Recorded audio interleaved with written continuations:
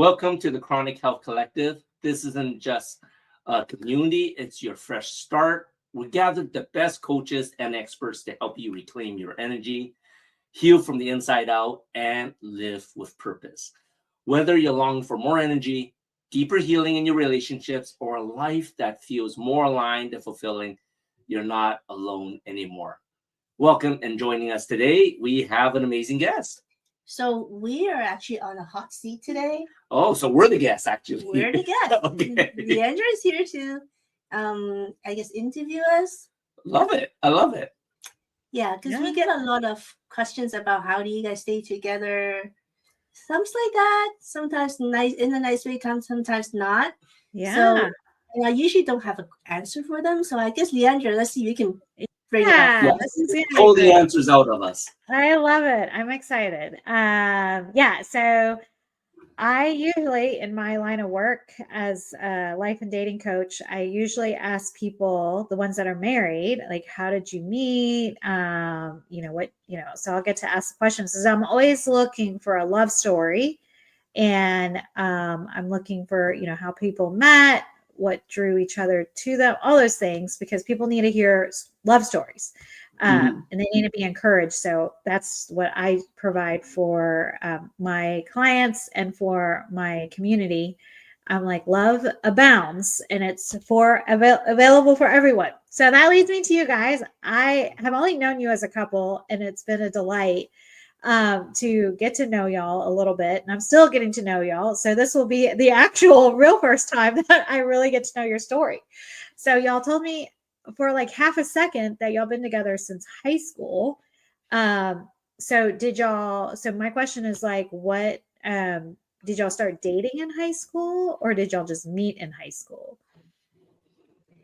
So let me start with this. I actually grew up in Hong Kong, and I moved to Canada when I was 16. Right. So as a teenager that doesn't really speak much English, I went to Vancouver, and I got sent to a school with, English speaking people. I was kind of lonely, and I was kind of stuck to myself a little bit. There are Chinese speaking students, and I'll hang out with them. But I'm mostly by myself for the last 2 years of high school. That's where actually I met him. Because he speaks Chinese. Because he's Chinese. Okay.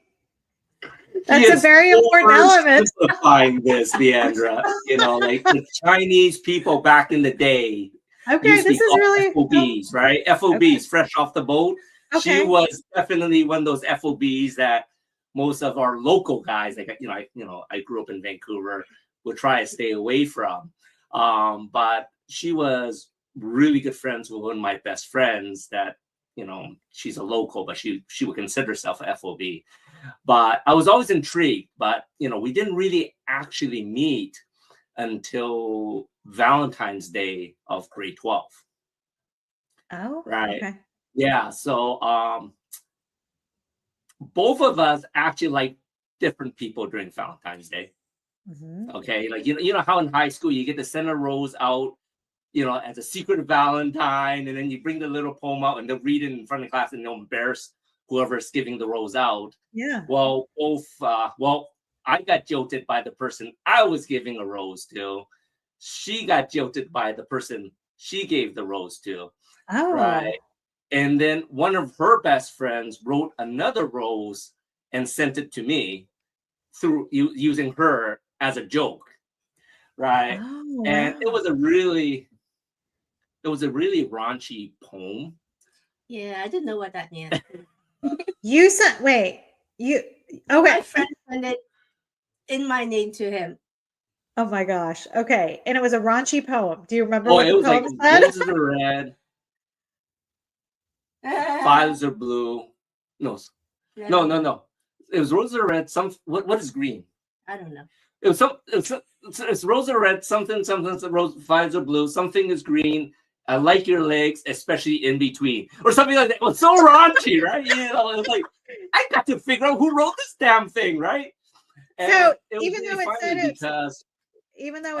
was from her, all these. Pardon? did it say it was from her, or you just didn't know who it was from? No, it was anonymous. Oh, okay. Okay. So you had, Right. yeah. And this is where it got funny because the computer, it kept track of who sent all the poems in computer class. Oh So my because it gosh. logs who sent the poems, right? And so me and my best friend, we basically went into computer class, and then we were hacking to figure out who sent me this damn poem, right? Whoa. And that's when the stalking began. Okay. And it showed she sent it or the friend Yeah, sent it it? showed that she sent it because her friend used her name to send it. Oh my gosh. Oh my gosh. And she was always pretty, but like I said, she's an FOB, so I never really got, even though she was there for 2 years, I knew who she was, but I never spoke to her. But this man, I Whoa. need to figure out who this girl is. So me and my best friend, we found who she is. We got her home address, and then we started stalking her. Like we were driving, I parked at the back of her house, and we're just sort of looking there. Like, wow, I think that's Minna. And You were stuck in the wrong house. Oh my gosh. This is hilarious. so, how did we get started going out? Like, did you ask me or I asked you to go on the first date? I'm pretty sure I didn't ask you. So how did you actually, when did you first talk to her? Like, let's not even get to the date. When did you actually first talk to her? If you've been stalking the wrong house or her Yes, house? so I've been Like, stalking the wrong house for the longest time because, like, I knew the front of the house what it looked like, but you know, we can't park in front of the house, right? You know, that would be a stalker move, right? So we park in the alley, looking into the backyard, right? So, and in the alley, you can't tell because her neighbor's house looks very similar in architecture, and apparently we were parking in the back of the wrong house all this time, looking for her, which is staring at her neighbor's house. So I finally had the courage to ask her out for a date, you know, because we started, you know, just hanging out after school and stuff like that.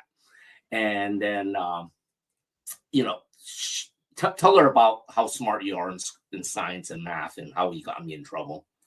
I would say I'm smarter.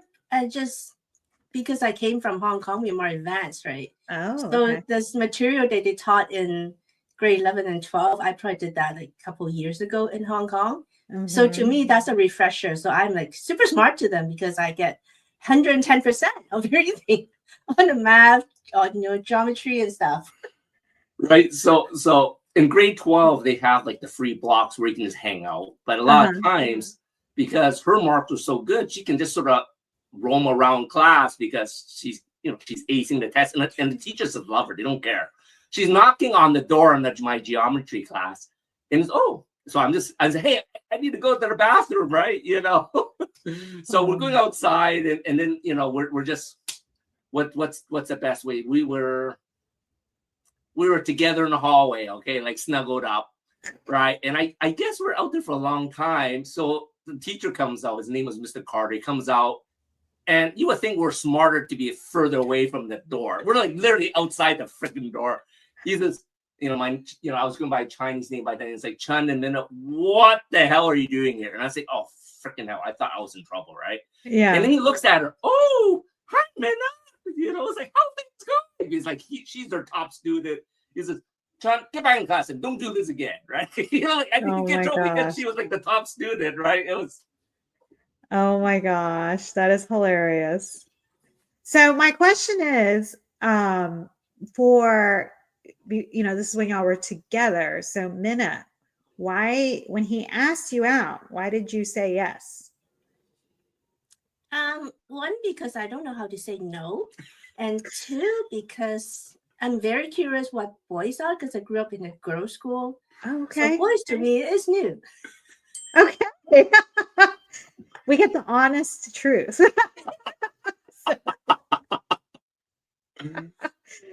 So a little bit of curiosity, and didn't know how to say no. That tends to happen. Okay, yeah. So then what? So that was your senior year. What happened after your senior year? Did y'all stay in Vancouver together? Well, senior year is when you had your accident. Correct. So that was like a traumatic event that kind of actually brought us together closer. Okay. Yeah, because like I said, she doesn't let off how smart she is. Like she's very smart, and you know, in high school you're taking all these exams to figure out which university you'd be going to and stuff like that. I'm not a dumb kid, but I'm not a smart kid. So I got into like the provincial school, which is good, right? Like UBC, you know, we're in British Columbia in Canada, right? But she got accepted into McGill in Montreal and in Toronto and all this, and you know, it's sort of like understood because we started going out, you know, February 12th. You know, I actually have that date of graduating year, and in those 4 months, it was sort of understood after school's over, after summer, she's going to be going to Toronto and McGill because that's a better school, right? That's the other side of the country, right? That's literally the other side of the country, like on the East Coast. Yeah. And literally, it was probably 3 weeks to a month before graduation that I got into a really bad car accident. Right, like I was actually going to her house, by the way. Oh, wow. Not blaming her, but I was going to her house, right? And I got T-boned by a truck going through a traffic light, and you know, even to this day, I'm sort of leery what really happened because I actually lost the insurance case because what I remembered does not coincide with what their investigation and the guy that hit me said. So I lost the insurance case. So it's one of the situations I should have been, you know, taken care of for life, but all they basically taken care of was just my hospital visit and stuff like that. Wow. But, you know, it basically, you know, fractured, you know, my you know, a bunch of bones on my body, some internal injuries. I cut up my you know, part of my ear off. My head was all scarred. And this is right before graduation, right? And so it was a situation, you know, that was really a test of our relationship because like it was sort of understood that she was leaving. Yeah. Right. And I know Minna got a lot of grief. Like to this day, you know, I don't think she told me all the grief she got from my family because my brother was freaking yelling at her. It's all your freaking fault, Andy. You know, John nearly died because and my mom was getting on her case. And now you're going to leave across the country. Because they wanted you to go to McGill. Because they wanted you to go to McGill? Is that they wanted her to stay because they're saying now you're going to leave them after you broke them type of deal. Oh, okay. It was a total shit show, you know. Wow. Right. So when that happened, Minna, how did you feel? Like, was that like, did that seal the way you felt about him when he got into that accident? So during the time, you feel like, I don't think it was guilt, but I do feel like I need to stay with him. So I actually stayed and I went to UBC with him. Wow. So then y'all went to college together? Yeah. And my parents are happy about it because now it's local, it's cheaper. Yeah, I know, but Jess, what a dramatic change in circumstances. Yeah, it definitely was. And you know, in retrospect, going to college together was probably not a good idea. Oh, wait, why do you say that? That's kind of major. Well, I think a lot of people think, well, if you go to college together, you spend a lot of time together, which is true. We spent a lot of time. It's like right after that accident, it was like puppy love on steroids. Yeah. Right. I can imagine. You know what I'm saying? Because you know, like I fractured my collarbone, so like one of my arms aren't really working well. Like, you know, and you know, we drove stick, so we got so in sync, you know, like a manual transmission car. Yeah. Right. I could be driving the hand like this, and I'll shift the clutch, and she will actually shift the gears, even though she's in the passenger seat. So we can drive a car around with two people, synced as one, right? So, you know, everything just sort of meshed. It was really cool. But, you know, did you remember I told her she was really, really smart? Mm-hmm. So when she went into college, she's doing math and science. It was easy to her, right? I was one of those kids that cram for exams and always pass. Well, I find the hard way you can't do that in college. Right? You know? It's a rude awakening. It was a rude awakening. And then also in college, because you pay for it, they don't give a crap if you go to class or not, right? At least in high school, if you don't go to class, they come after you, right? Yeah. But in university, if you don't show up, we got your money. We don't care, right? Yeah. So, yeah, college was fun for the first year. I don't really remember going to school. I was at university. I was with Minna all the time. I was at her classes, not so much as mine. So first year was rough. I probably failed half my courses.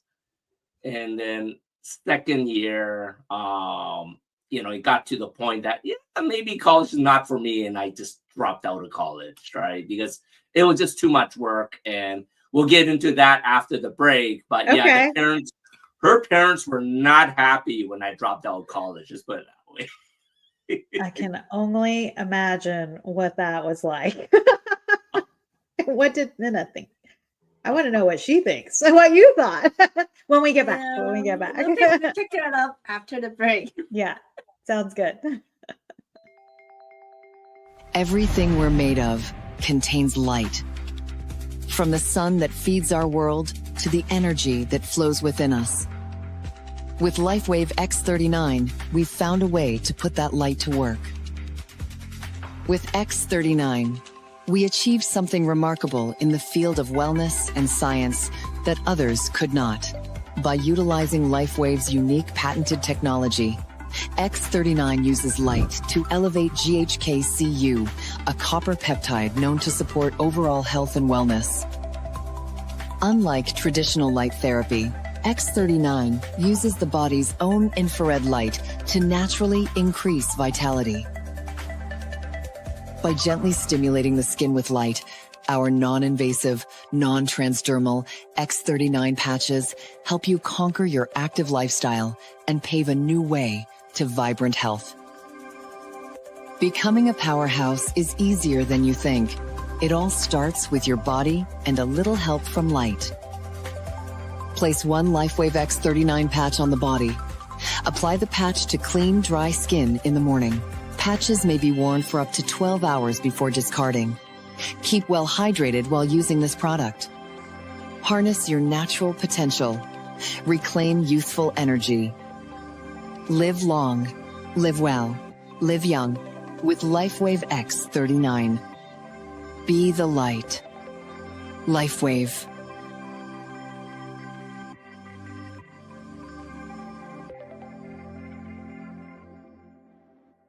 When you look in the mirror, do you see skin that's just dry, tired, and stressed? It's time for a new ritual. Introducing Deep Love, the blue botanical face cream by Coolness. We've captured their tranquil essence of blue botanicals in a cloud-soft formula that deeply soothes irritation and restores your natural, healthy glow. This isn't just skincare, it's an act of self-care. It's Deep Love. Find your calm only at coolness.com. Scan the QR code now to visit our website. Imagine a life where every day is fueled by energy, vitality, and purpose. Where age is just a number and your best years are always ahead. Hi, I'm Andy Nam, certified functional nutrition longevity coach, best-selling author, and international speaker. After reversing my own chronic health struggles, I'm now on a mission to help you live longer, stronger, and of course to look younger. I combine biohacking, cutting-edge nutrition, and stem cell technology to unlock your body's full potential. So no matter where your starting point is, I'm going to guide you toward a chronically healthy life. Ready to reverse aging and take control of your future? Connect with me today. Your journey to longevity starts here. Okay. So that we left off, Andy, that you had dropped out of college. Is this after your first year? I made it past the first year. It was after my second year. It was after your second year. Okay. And after my second year. We heard some grief from Minna's parents, but Minna, what did you think of this development? Well, the grief from the parents is hard to take at that time, just because I'm still kind of depending on them. Mm-hmm. So they keep asking me, like, is he the right one? He does that a lot. On the other hand, I'm also not used to people dropping out of school because most of my friends are in school, right? So yeah, to me, he's different, and it takes some getting used to learn to deal with, like, I guess, a new lifestyle. Yeah, the no studying kind of lifestyle. Oh my goodness. Okay. So how did y'all stay together during that time? Because then you're going to school all the time. You're now doing, I don't know, Andy, what did you end up doing after you dropped out? Because you couldn't go to I her went classes through a anymore. soul searching phase. Let's put it that way. And to be fair, I dropped out of school when I got an F with 5 minuses on it on an English essay. Like, I Okay. don't even know that is possible. An F with 5 minuses after it. And, Yeah. the English teacher actually, like sent to talk to me and said, what were you thinking writing this article, right? Like this essay. And to be fair, my English sucks to this day. It's still not that good, right? I can speak it okay, but I was never a good writer. Thanks for AI now. But one of my friends actually wrote that essay, and she thought she was a good writer. And of course, I use my name and everything. And my excuse, I had this really bad car accident, and I pulled the sickness card. And to be fair, I was in a lot Yeah. of pain, right? Fair. Yeah. And he's, well, maybe you should take some time off, because school might be too hard for you. And I just said, okay. I took that as a sign, like my easy way out. I never told my parents that, of course. So from there, I was like working several jobs or soul searching. But it was also the same thing as like going through school. Like, I'm always an entrepreneur. I like to be my own business guy, and everything I was learning, it didn't sort of fit in what I was expecting to learn in school, if that makes sense, Yep. right? And I was a flower delivery driver. I worked at Chevron. For another story, I can tell you about the ghost stories I had at Chevron.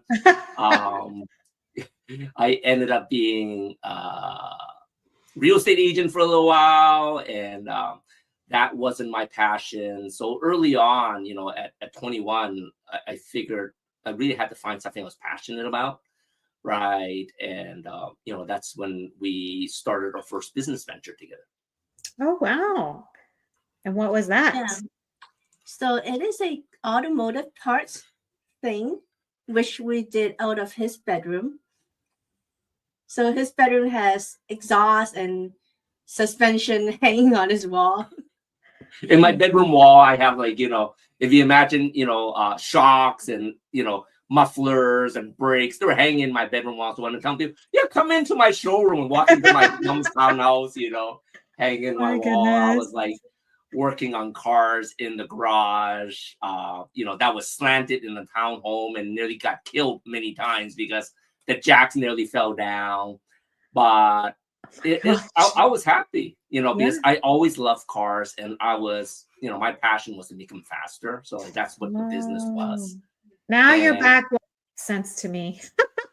No idea.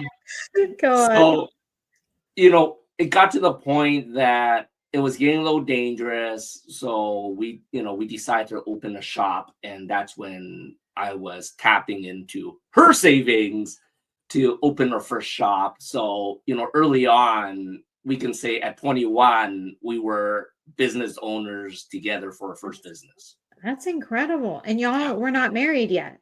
No. No, I just graduated. And she just graduated. So yeah. Wow. So I love that y'all owned y'all's first business before. I've not usually heard that before. So that's unique. That's unique to you guys. And so what, if you were tapping into her savings, you must have believed in the business, Minna. Like, I think I believe in him yeah, making it work. And I know that he works hard. Right? I know that he's passionate about cars, so I think it would work. And also because I just graduated and don't have a job, so that seems like a way out. okay. So it's twofold, but I think things eventually worked out, but it was really hard work. Oh, I can imagine. Well, I mean, I think owning your own business is hard work. They definitely don't teach that in school, like in college. No, not at all. You were It's correct really about just that. Yeah. So, yeah, the entrepreneur spirit, at least you knew it early. So when did y'all decide? When did y'all get married then? Like how did the business and marriage become part of y'all's story? We got married in 99. And that's because we bought a house. And the parents want us to get married. And we bought a house in 98, just so you know. These parents, this business. So yeah, so tell me a little. So how many years? So y'all were 21, graduated. So was the house later, like a few years later? Yeah, the house is later. We went through a few iterations of the shop that we moved to a bigger shop. So the house is actually close to the shop, which is better for us because the commute is getting kind of long. Correct. Yeah. So the house is close to the shop, and then because we bought the house, parents are making us get married, so we did. Okay, so your parents were telling you y'all need to get married. What did y'all think about marriage before this? I don't care for it. I don't Okay. feel like it's too much for me. And because we decided long ago that we don't want kids. So Okay. to me, it doesn't really make any difference whether we get married or not. It's not going to affect the kids because of the last name or whatever, right? Okay, very good. And Andy, what did you think about marriage prior? Oh my God. Yeah, Marriage was nuts because Minna's family is comfortable. I wouldn't say their family was rich, but compared to my family, they were rich. Okay. But I grew up, my dad's a meat cutter at Chinatown, and one income family. Yeah. Right. So when it came to marriage, of course, my parents are very traditional. Her parents are very modern, right? And luckily in Canada, the woman's family pays for the marriage, right? At least. Oh, really? Right. So of course, my parents would say, "Oh yeah, well, Minna's family's going to pay for marriage.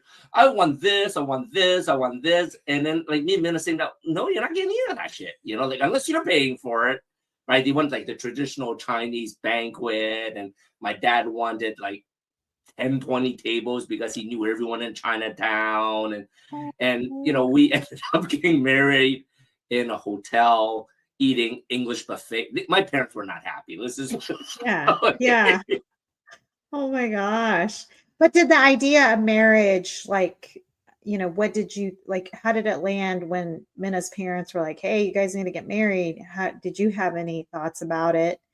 Well, I always envisioned getting married to Minna, right? But we were always joking about just going to Vegas and just eloping and getting it done. Because to us, it was a piece of paper, right? Because it's not going to change the way we feel about each other. Yeah. And we knew that we were going to be out so much money from this darn marriage that I'd rather keep that in our pocket.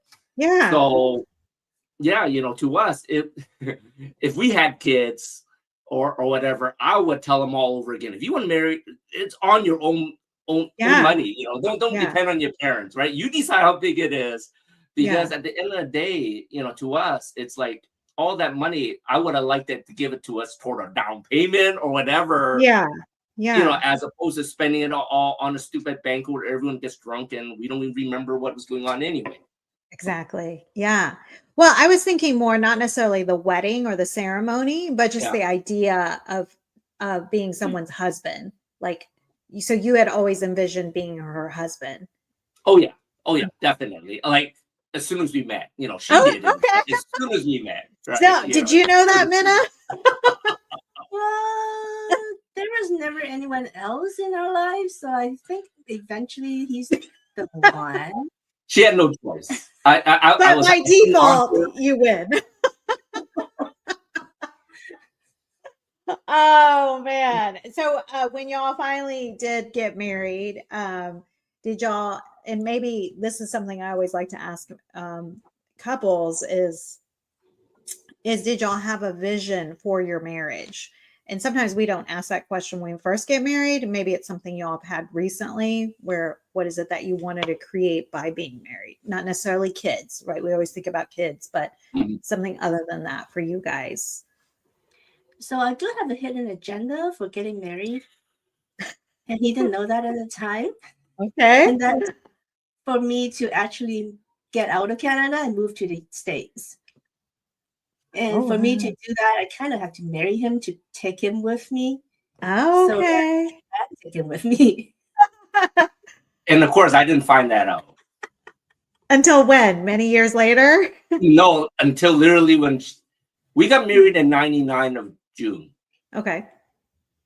Right. And for the longest time, Minna was sort of hinting, hey, you know, she had a job. She got an MBA, by the way. Like, Nice. right. So like I said, she's a smart girl. But in Vancouver, she was definitely not getting paid for, what she and it's harder probably now.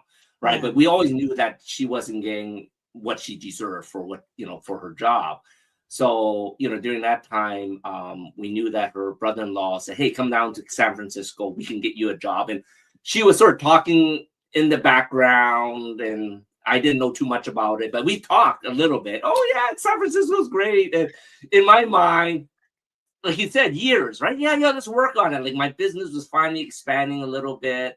And finally, I was getting respect from her dad that I finally have this big ass business, right? So I was like, I'm not making money. Like everyone looked at me. We're great at big business. I'm paying the bills, but I'm not making money.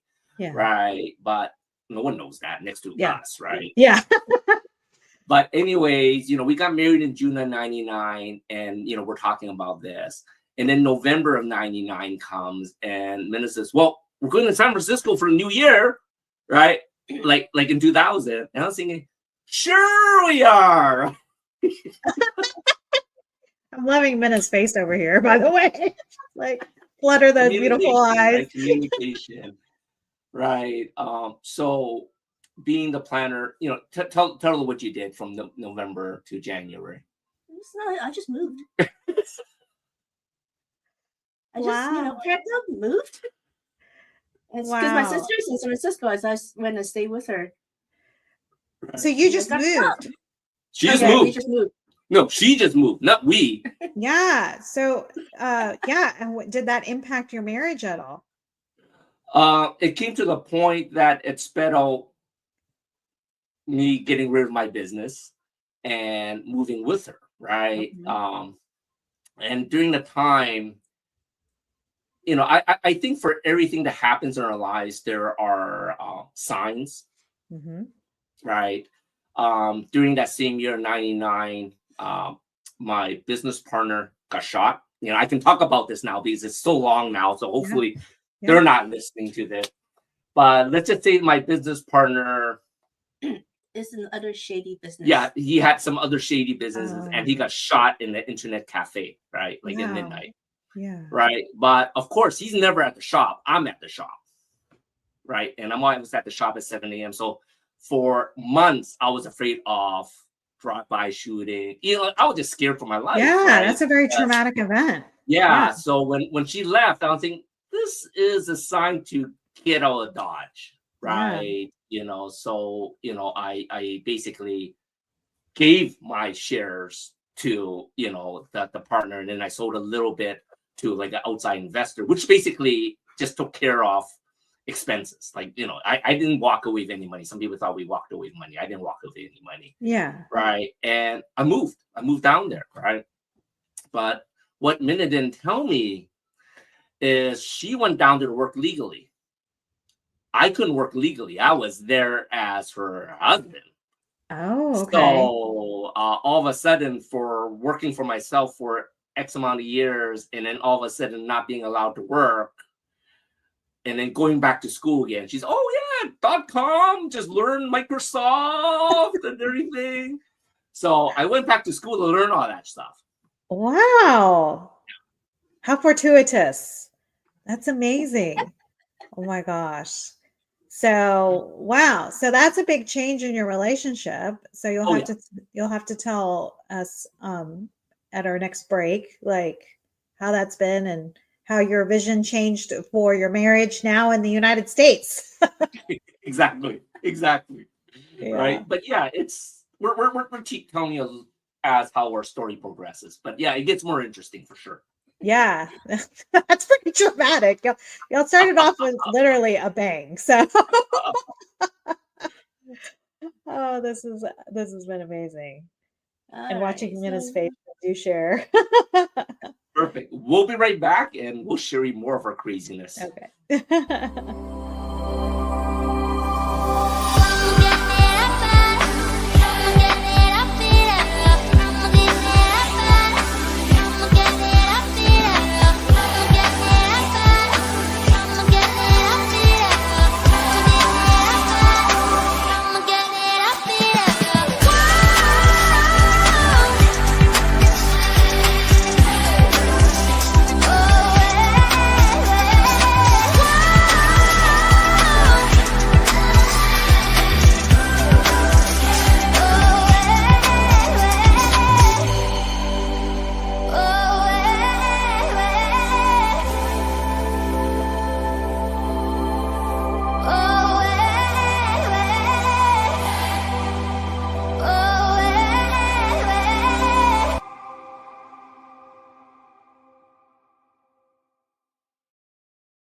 Hi, I am Leandra Frey. I am a life and dating coach. I help women that have gone through a divorce, widowhood, or if it's been a long time since they've been in a relationship, I help them get back on their feet, gain courage and confidence to get back into the dating world and find the love of their lives in 6 months or less. The reason I do this is having been divorced myself, I have been out in the world, the dating world, what I would call the gauntlet. And it can be hard when you've come off a divorce or you've come off a long time breakup and you find yourself starting and stopping, starting and stopping. And sometimes you stop and many years can go by.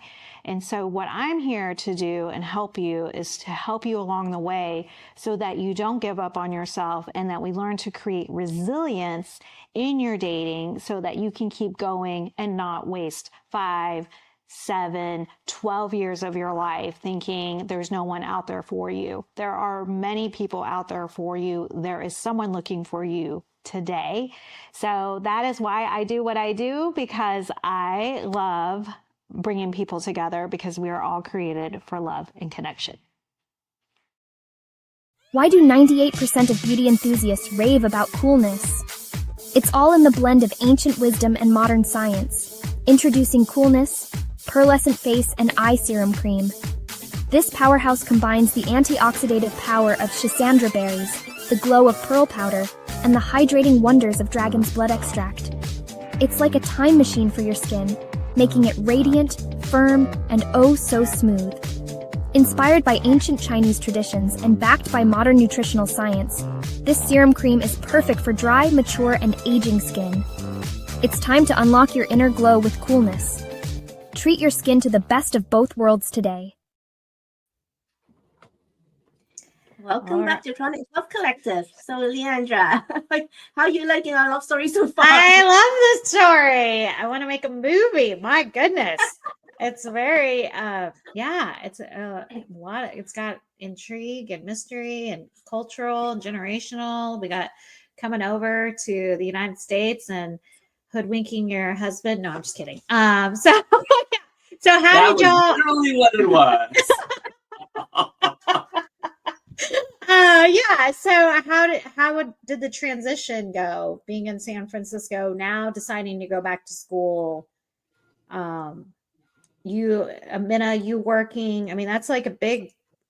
I mean, how did y'all survive that? Because you not working, leaving your country, like leaving, British Columbia, giving up your business, your partner getting shot. Like how? I mean, that's a huge transition for a marriage. How did y'all make it through that?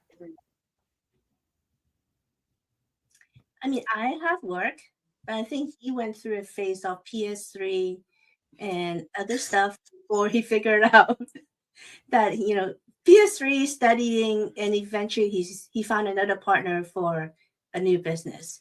And that took about 6 years. Yeah, it was like 6 years, but that first year was rough because we went down during .com when everything was, right? Yeah. And I finally got, I got my certification. I was going to, find a good paying job, repairing computers, setting up Windows for a thing. And then the .com crashed, right? Yeah, that's huge. So all of a sudden it's like, there was this phase that she's bringing money, and I'm depressed. I'm just at home playing PlayStation. I finish every single game, you know, and it got to the point is like, you know, I was sort of glad her parents weren't down there, you know, but it got to the point, what the freak am I going to do, you know? And like you said, it took a few years until, you know, I was finally legal, because like once she got her green card, I was legal to work. And then, you know, I was making connections over the years, and then I got back and started a secondary automotive business. And this was a little bit bigger and more worldwide, that, you know, encompassed around the world. And that went well for a few years, which was really nice, because it was bringing in some money, because she was doing all this work. And it got to the point that my business brought so much money, we were able to get you off, take a year off. Like I said, wow, we're rich, right? You can take off your work. And that was stupid, you know, in retrospect. She changed that from, you know, what do you think about that? Well, it's kind of nice to take a year off. Yeah. But because I don't know what to do with it, it wasn't as productive as I wanted it to be. So in retrospect, I probably should have kept my job. Oh. Did y'all travel during that year off, or? No, because he's still working. Yeah, I'm still working, so we didn't travel a lot, right? But I was, you know, in my mind, oh, I retired, right? In my mind, because the business was doing so well. Yeah. And then the second crash happened, right? Yeah. Because there was a second crash in 2008. Yeah, 2008. And my business, it's automotive, which is like money that people spend when they have a lot of money. But when you don't have money, you're not going to spend it. Yeah. And that really sort of changed our vision for the next few years. So she had to go back to work, obviously. Right. Yeah.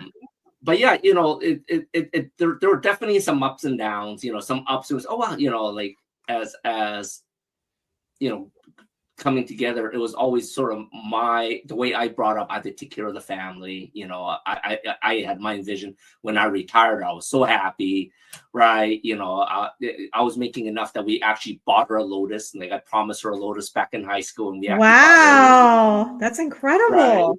Yeah, but you know, over these years, my health was getting worse and worse from my car accident, you know, from all the pain and medications I was doing. Yeah. You know, both me and Minna, we hid it from our family, we hid it from our friends, you know, like we don't talk about it. We talk about it, but, you know, our friends didn't know about it, right? And, you know, it definitely took a toll on us. Like, you know, my business was going downhill. She had to work more. And then we had a couple of businesses that we spun off and tried to help others, which did not work well. Well, there are some investment business that didn't work for us at all. So, you know, we lost a lot of money for those.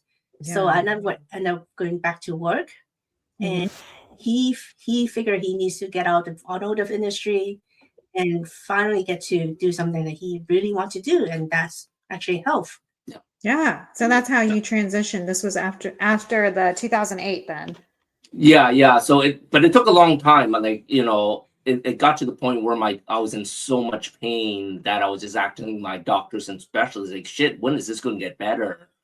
And when all my medical specialists and everything, well, Andy, you're doing pretty good. Like, it can only get worse. And, you know, that was like my 40th birthday, you know, 40, 41. And that's when I started looking at, oh, there's got to be more, right? You know, because, you know, I married my high school sweetheart. I envisioned Ronnie 40. There's so much more I wanted to do with her, right? But, you know, my health is so bad, we had to sell the Lotus because I couldn't get in and out of it anymore. Oh. Right. So to me, that was a really turning point of like, shit, something needs to change. Yeah. And that's when I said, look, I'm just going to have to figure it out. And that's when I sort of gave up on modern medicine. And I'm not telling people to, you know, take, you know, don't go see doctors or anything anymore. But it just got to a point that was where I started on my own journey to heal myself, you know, and that was like 12 years ago. Right. Yeah. Yeah. That started with good quality vitamins. Yeah. Which actually worked because he's tried so many other types that didn't work. So now that he finds something that worked and that's alternative, he figured there's something else that can help him more. So he started going down that path, and he's actually much better now at 55 than he was when he was 40. Yeah, That's you know, incredible. it's crazy, and and it got to the point that we sort of got a new leash on life. Like the relationship has its up and down. We never really argue. Like I don't know. What are your perspective? Like, how much did we actually argue? We don't argue a lot. There's not a whole lot of arguments between us, because I feel like most arguments come from either kids or money, and we don't argue about either of those things. So there's not a whole lot to argue about. He understands that how I feel about his parents. He knows I know how he feels about my parents. So we already know what's expected. We kind of just have to work around it.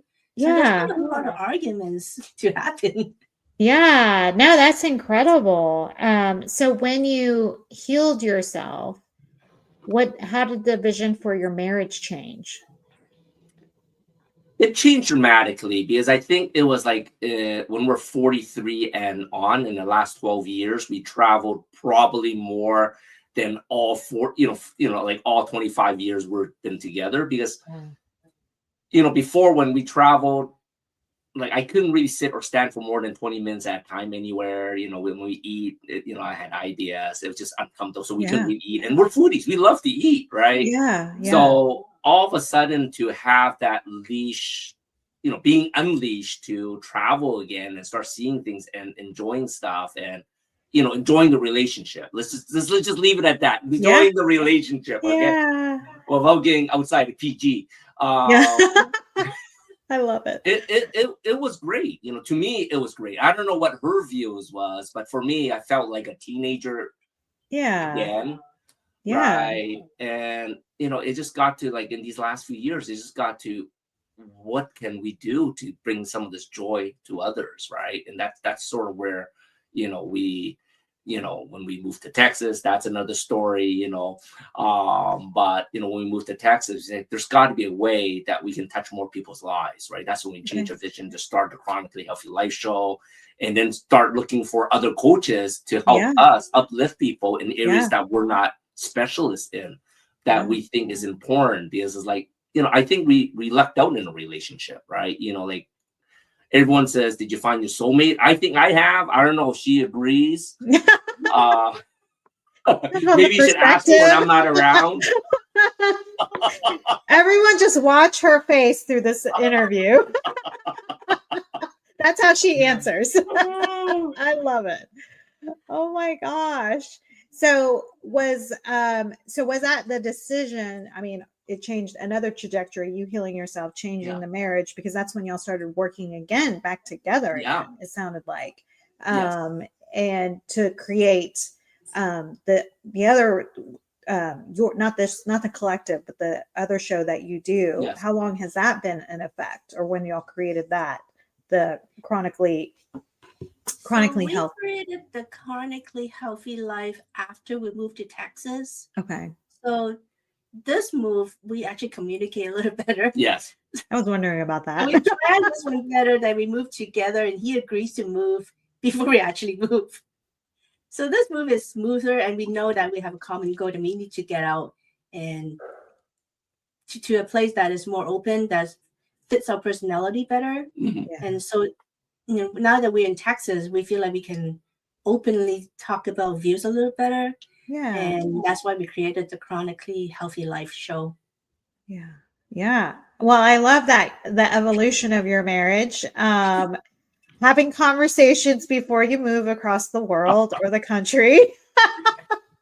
Are we on track for the vision? But also allowing, I think the big thing is where people get stuck in their marriages is sometimes we go down for the count. Right. So Andy, you were going through a transition. I also remember my dad going through a down point in their marriage, usually 3 to 6 years. It's about right.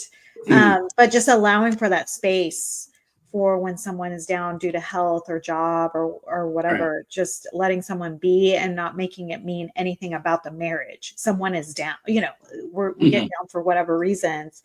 And your marriage is a reflection of the ups and downs and what it looks like. And, sometimes I hear forgiveness also. when it's like, hey, I moved without telling you.